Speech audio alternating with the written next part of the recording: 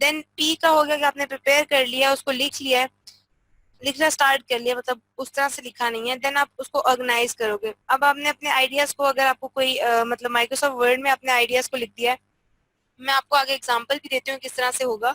और उसके बाद आपने ऑर्गेनाइज करना है उसे, कि कैसे आपने ऑर्गेनाइज करना है, मतलब आपने उस चीज को इस तरह का बनाना है कि जैसे अब आपने इस स्टेज पे आके आपने उसको ये चीज डिसाइड करनी है कि आपने कौन सी चीज पहले रखनी है, कौन सी चीज बाद में रखनी है।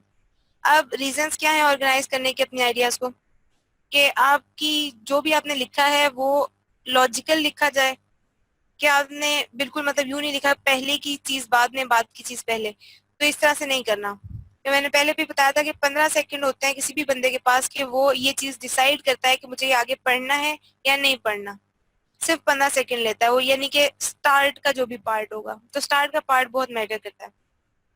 आप पहले ही ऑर्गेनाइज नहीं कर सकते, लाइक आप पहले ही आप कहो कि मैं पहले ही ऑर्गेनाइज कर लूं और साथ ही मतलब आइडियाज आ रहे हैं मैं साथ साथ ऑर्गेनाइज करता जाऊं, और मतलब आपने प्रिपेयर नहीं किया हुआ कुछ, ये चीज आपने नहीं करनी।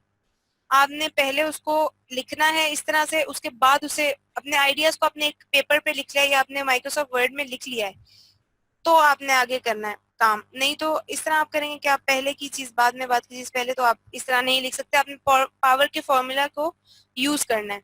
अब एक आपने आउटलाइन यूज करनी है, लाइक आपने कोई भी आपको चीज लिखने को मिली हुई है, आपने उसकी एक आउटलाइन तैयार करनी है। जैसे आपने कहीं भी देखा होगा कि आपको जैसे हम पहले पहले पढ़ते होते थे कि आपने ऐसे लिखना है, तो ऐसे की हमें आउटलाइन दी जाती थी, हमें कहा जाता था कि इस पे ऐसे लिखो, तो वो आउटलाइन आपने असल में तैयार करनी है। और जब आप ये कर लोगे, मतलब ऑर्गेनाइज वाले लेवल पे आपने वो लिख लिया, उसे ऑर्गेनाइज भी कर लिया है, तो आपके पास एक क्लियर स्ट्रक्चर आ जाएगा कि भाई मैंने ये काम जो है ये सही से करके अब लिखना है।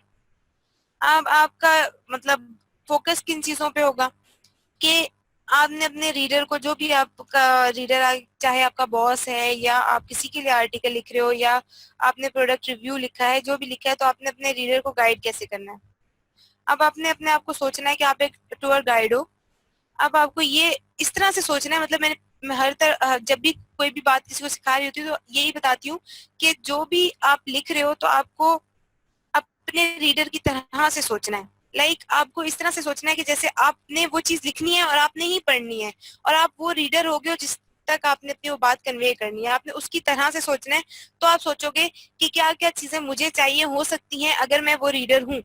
तो आपको एक्चुअली करना क्या है कि आपको उस चीज को उस रीडर की तरह पढ़ना है, और फिर आपने सोचना है कि भाई रीडर को पहले क्या पढ़ने को मिलना चाहिए, जो भी चीज है पहले क्या पढ़ने को मिलना चाहिए, और यहाँ से उसको कहाँ फिर आगे क्या चीज पढ़ने को मिलनी चाहिए, और फिर एंड पे उसे क्या पढ़ने को मिलना चाहिए। तो ये सारी चीजें आपने एज अ रीडर सोच के लिखनी है, मतलब अपने माइंड में, या वो आउटलाइन तैयार करते हुए आपने ये कुछ करना है। सही। अब जैसे आपको एक लेटर, ये एक लेटर का वो है कि मुझे मतलब अगर मैं एक मीटिंग में हूँ और फिर उसके बाद मुझे मेरे बॉस ने पूछा है कि भाई ऐसा हुआ है कि आप मीटिंग का मुझे बताओ कि क्या हुआ है, मुझे उसकी डिटेल्स दो। तो मैंने उसे बताना है, सबसे पहले मैंने अभी ये सिर्फ आइडियाज जो हैं, क्योंकि ये छोटा पीस है, तो मैंने इसके लिए एक चीज लिख ली है कि भाई मैं जो हूँ कार्ला से मेरी मुलाकात हुई है जो कि फलानी कंपनी से है, और उसने कहा है कि हम लोगों ने ये चीज डिस्कस की है कि जो कॉन्ट्रैक्ट उसका हमारे साथ है वो उसको रिन्यू करवाना चाहती है। उसने कहा कि वो नेक्स्ट ईयर रिन्यू कराना चाहती है, लेकिन उसको डिस्काउंट भी चाहिए। उसने फिर ये एक और चीज मतलब बताई है कि वो हमारी कस्टमर सर्विस से बिल्कुल भी खुश नहीं है। और मतलब वो किस लिए खुश नहीं है, वो इसलिए खुश नहीं है कि उसको एकदम से मतलब एक अर्जेंट कोई इसका क्वेश्चन था जो कि उसने करना था, लेकिन उसको वेट करना पड़ा 10 मिनट तक, हमें हमारी कस्टमर सपोर्ट की तरफ से उसको फौरन से रिप्लाई नहीं गया। सही।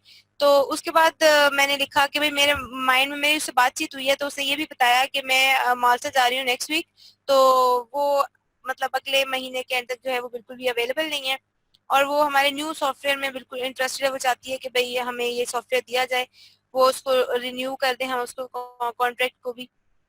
ठीक है। और मैंने उससे फिर बताया कि यानी कि बॉस हैं, आप हैं, और मार्क कोई बंदा है जो आगे का डील करता है। मेरा जो डील करना था, मेरा सिर्फ उससे मिलना था और उससे बातचीत करना है।